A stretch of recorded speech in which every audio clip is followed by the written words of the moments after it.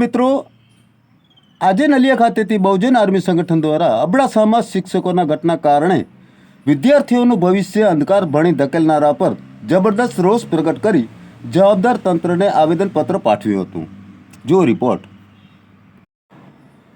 બહુજન આર્મીના સંગઠનના સંસ્થાપક લખનભાઈ ધુઆએ જણાવ્યું હતું કે માત્ર અબડાસા તાલુકામાં 400થી વધુ જગ્યાઓ ખાલી પડી છે અને તાજેતરમાં જ સરકાર ઘા પર મીઠું છાંટે તે રીતે 170થી વધુ શિક્ષકોની બદલી થવાથી શિક્ષકોની ખાલી જગ્યાઓની સંખ્યાનો આંકડો 600થી વધુ પાર થઈ જાય તેમ છે.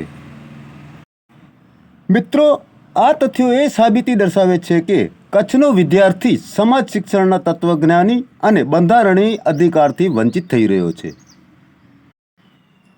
આ સ્થિતિ શૈક્ષણિક વિમુક્તતા સાથે સાથે રાજ્યની નૈતિક અને કાયદાકીય નિષ્ફળતા પણ છે.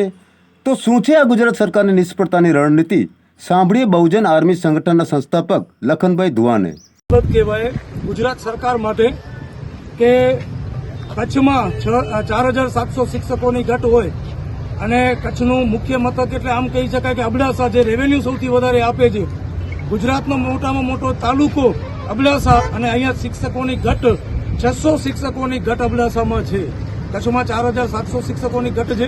આ શરમજનક બાબત કહેવાય ગુજરાત સરકાર માટે, શરમજનક બાબત કહેવાય ભાજપ સરકાર માટે, 6 ધારાસભ્ય માટે અને કચ્છના સાંસદ માટે કે છોકરાઓને અહીંયા કને ચક્કાજામ કરવી પડે છે. શિક્ષણ માટે, શિક્ષકો માટે અમારી માંગ રહી છે કે કચ્છના સ્થાનિક શિક્ષકોની ભરતી કરવામાં આવે. અમારી માંગ રહી છે કે શિક્ષકોની ભરતી કરવામાં આવે. અમારી માંગ રહી છે કે તૂટેલી ફૂટેલી જે શાળાઓ છે એને તોડીને નવી શાળાઓ બનાવવામાં આવે. જ્યારે ભારતના બંધારણમાં કચ્છને વિશેષ દરજ્જો આપવામાં આવ્યો છે, એના માટે વિશેષ બજેટ હોવું જોઈએ. શિક્ષણ માટે અલગથી બજેટ હોવું જોઈએ. સારામાં સારી સ્કૂલો હોવી જોઈએ અને 9000 શિક્ષકોનું મહેકમ છે તો 10000 શિક્ષકોની ભરતી કરવી જોઈએ. એની જગ્યાએ આ કિન્નાખોર સરકારે એક જ કામ કર્યું છે, શિક્ષકોની ભરતી ઘટાડો. આ છોકરાઓ ભણે નહીં.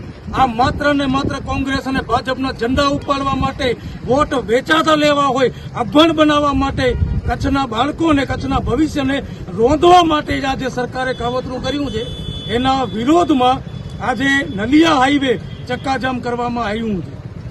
આ શરમજનક બાબત કહેવાય સરકાર માટે અને ખાસ કરીને અબડાસાના ધારાસભ્ય માટે શરમજનક બાબત કહેવાય. અમારી શાળા જ્યારે પણ ચોમાસામાં વરસાદ થાય છે ત્યારે પાણી ભરાઈ જાય છે. ત્યાં કોઈ છોકરાઓ બેસવા માટે જગ્યા નથી. અમારી શાળામાં નહીં તો મોટું મેદાન છે. અમારી શાળા તૂટેલી થઈ ગઈ છે અને અમારી શાળા નવું બનાવો. અમારી શાળામાં શિક્ષક મોકલો અને અમારી શાળામાં બહુ શિક્ષકોની જરૂર છે. શિક્ષકો 4 જ છે અને એક શિક્ષક 2 વર્ષથી આવતો નથી. એટલા માટે અમારી શાળામાં શિક્ષક મોકલો. કઈ શાળા છે આપણી અબડાસા તાલુકામાં? શ્રી વલેસરા પ્રાથમિક શાળા. શિક્ષકોની ભરતી કરો.